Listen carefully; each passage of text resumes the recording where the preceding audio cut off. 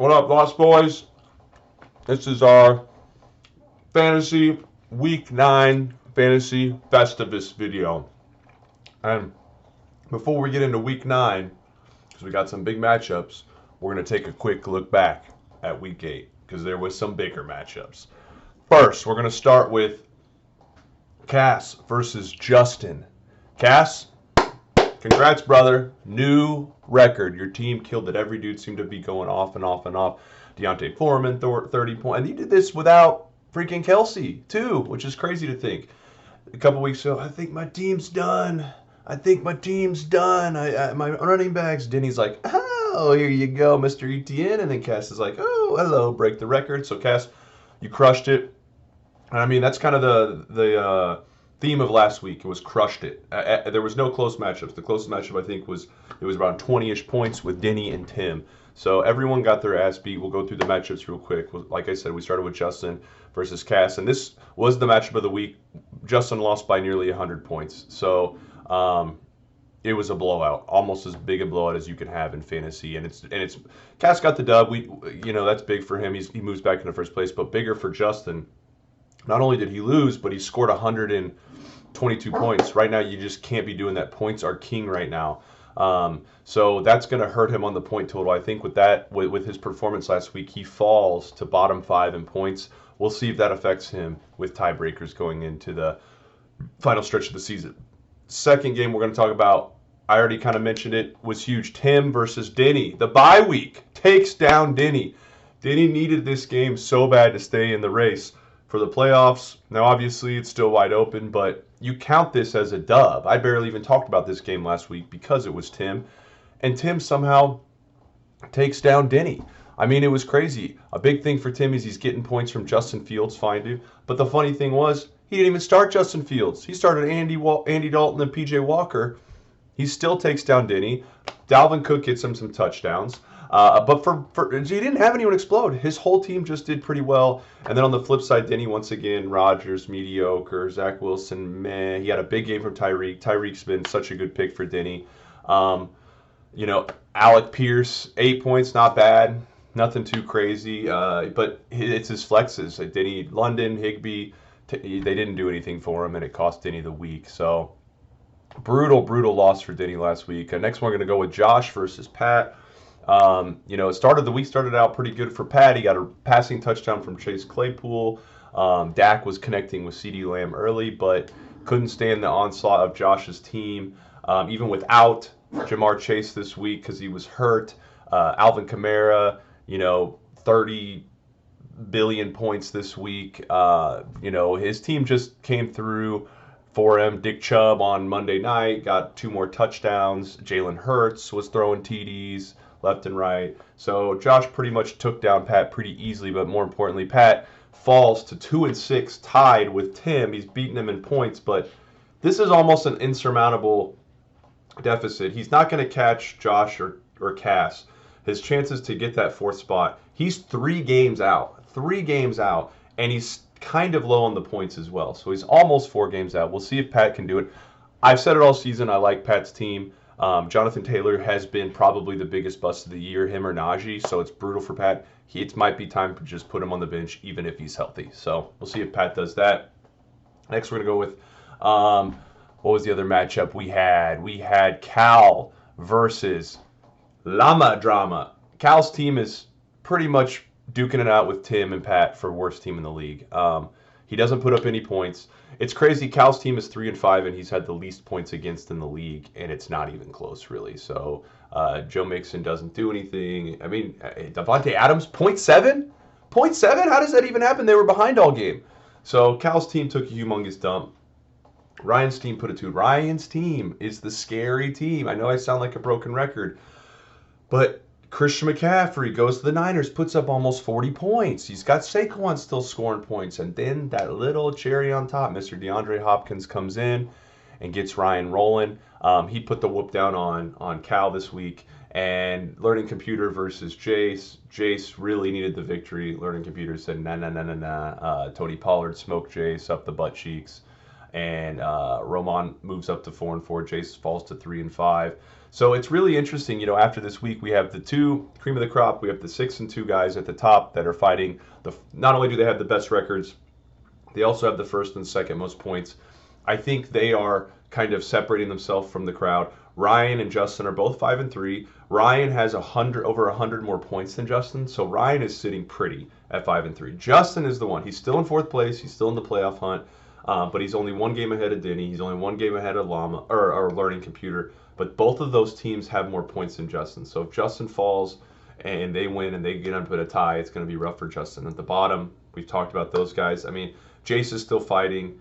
Cal somehow is 3-5, and he's still fighting. But it's going to be tough for those guys in the bottom four. I think this is a 6-team race right now. We'll see who a 6-team race for 2 spots. I think those top 2 spots maybe are solidified. Ryan's team's freaking scary though. We'll see. He might be able to get into that first or second spot if Josh or Cal or Cass have some injuries. So that's kind of what the league's looking like right now. We're going to move on to week 9 matchups, guys. We're going to start with Josh versus Ryan, our matchup of the week. Second place, third place. I just got done saying how much Ryan is on fire. He has the 3rd most points in the league. Josh has the 2nd most points in the league, and this is 2nd versus 3rd place. But I mentioned Bymageddon a few weeks ago. This is kind of Bymageddon for Ryan. McCaffrey on bye, Debo on bye, Saquon on bye. So it's kind of rough for him. He's even with all those guys out, he's still projected to get around 140 points. So it's going to be tricky. Josh also has a couple guys on bye, Nick Chubb. So he has one of his studs on bye. But it's going to be tough for Ryan. Looking at both of these teams, Burrow, I thought he was getting rolling. He was really helping Ryan out, and then last week he took a dump. So without Chase, we'll see how Burrow does. Luckily for Ryan, his quarterbacks have really good matchups. Carolina for Burrow and Las Vegas for Lawrence. Las Vegas' defense is terrible. I think Lawrence is going to have a great game. Also, St. Brown, no more Hawkinson to steal targets from him. So I think Amon-Ra has a monster game this week. He is absolutely due. But the rest of the team after that, it's tricky. Hopkins is going against Seattle D. Seattle D has been very, very bad. I think Ryan's going to get some heavy hits from Amon-Ra. He's going to get DeAndre Hopkins this week, put up some points for him. On the flip side, Josh, he has Cousins. He has Hurts. He has Jefferson. He has Kamara. So he has some of his studs still available. Obviously, Chase is still hurt. Chubb is on bye. One thing that's going to hurt Ryan is that Devontae Smith, if Devontae Smith does good, it's going to be coming from Jalen Hurts, so the points kind of counteract. This is going to be a much closer matchup. I mean, it already was going to be close because it's battling of 2nd and 3rd place. I'm going to lean Josh on this one just because Ryan has his 2 rock stars on bye this week. And, Josh's quarterbacks, Cousins and Hurts have been playing pretty well. Kamara, that they started finally feeding him the ball. He got some touchdowns last week. So we'll see. I think it's going to be crazy close, but I think Josh barely edges out Ryan. But you never know. Tomorrow night, the Eagles play, and Thursday Night Football is the worst, so Jalen Hurts might take a dump. We'll see, though. I'm going to go Josh.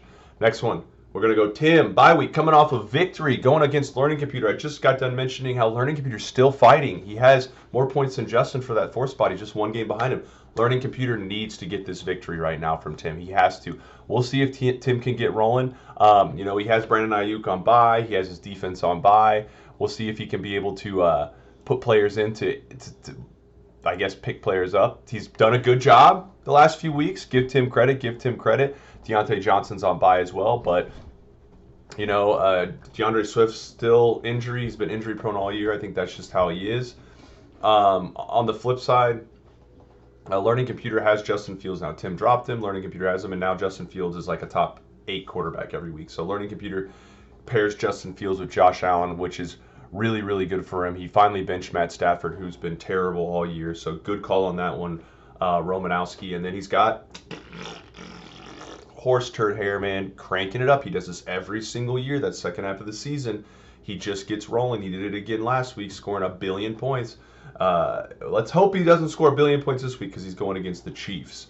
So Matt versus Tim. I'm going to lean Matt. I just got done talking. Tim's team they're still bad. I know they got a victory last week, but they're still really bad.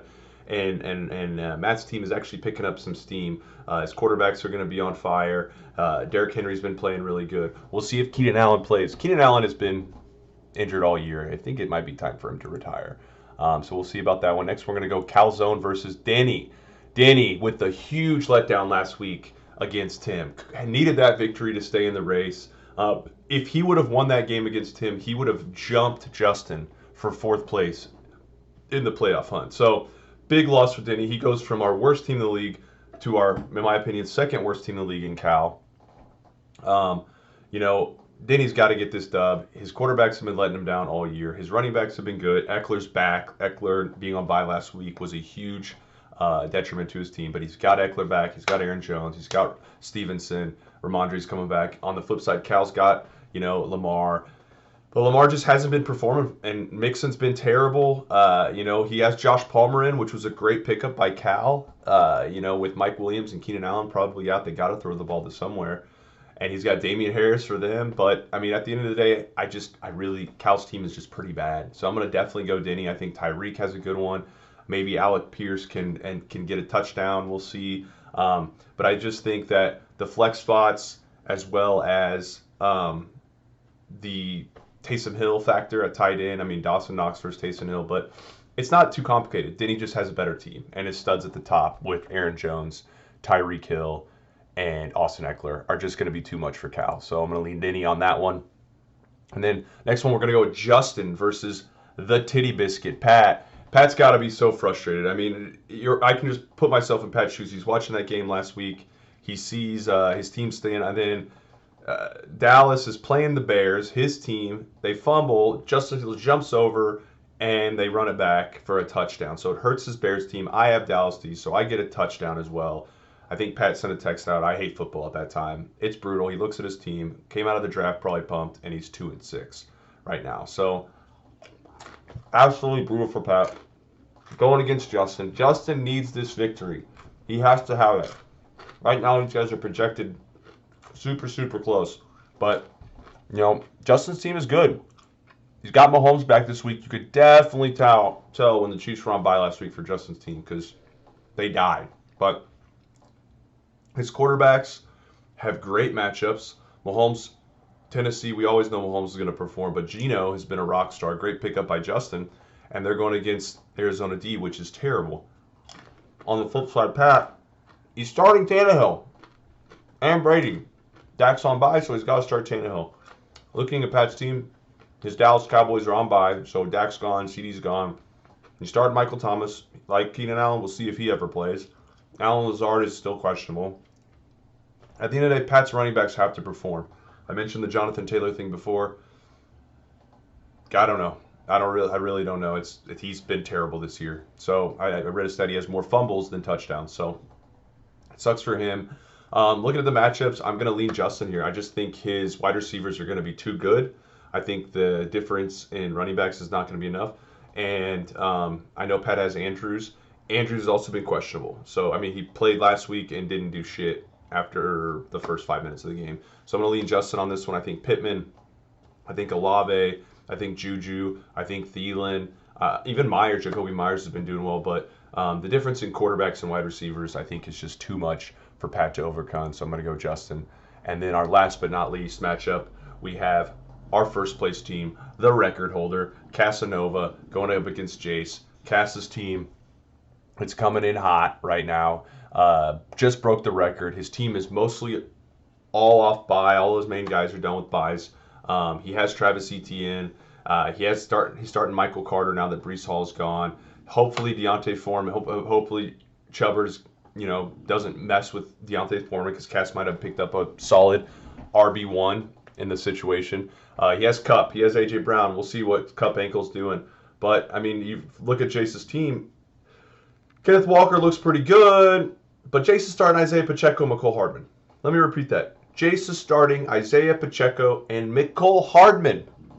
We can't be doing that. It can't be happening in the middle of the season. I'm sorry. I don't care about buys. I don't care what's going on. So he's starting those two guys, and he's starting Alexander Madison. Pretty sure Dalvin Cook's playing, so that just shows you how rough Jace's team is right now. I know he has Najee Harris on bye. He has Melvin Gordon. I mean, he has all of his Broncos on bye, yada, yada, yada. It's probably better to start freaking Alexander Madison than Najee Harris at this point. Uh, Bottom line is Jace just needs a monster game from Herbert. He hasn't gotten it yet this year. He needs Herbert and Higgins to overcome Cass, and I just don't see it. I think Cass's team is fully, Tyler Lockett's rocking as well as with those two studs. Kyler and Tua. Kyler and Tua are going to put up, 50 points. So can Jace get that from Mariota and Herbert?